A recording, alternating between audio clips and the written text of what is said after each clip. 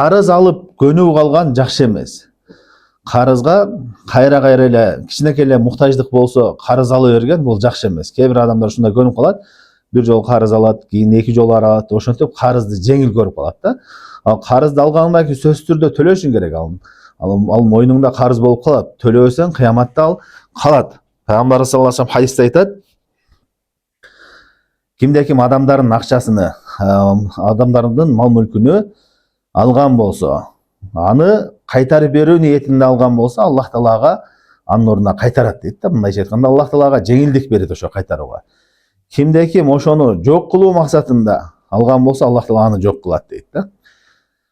Демек, ар бир нерседе эле, жеңил кичинекей нерселерди эле карыз ала бербестен, адам баласы эң биринчиден акчасыны үнөмдөгөнгө аракет кылса, көпчүлүк учурда карызга зарыкпайт.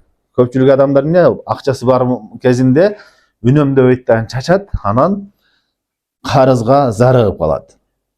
Ошон үчүн кээ бир адамдарга акчаны үнөмдө десе, мен экономду жакшы көрбөйм, мен эконом мага жакпайт деп айтышат да. Же болбосо монтип тырышып жашагым келбейт, кеңири бардай жашагым келет деп айтат да.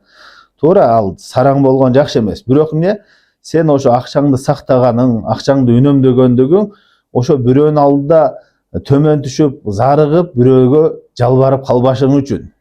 Ал акчаны жакшы көрүп, сараңдык үчүн эмес. Муктаждык учурунда бирөөлөргө зарыгып, жалбарып, өзүңдү төмөн түшүрбөш үчүн не үнөмдөгөн бул жакшы. Үнөмдөгөн эң жакшы. Ошон үчүн алымдар айтып коюшат.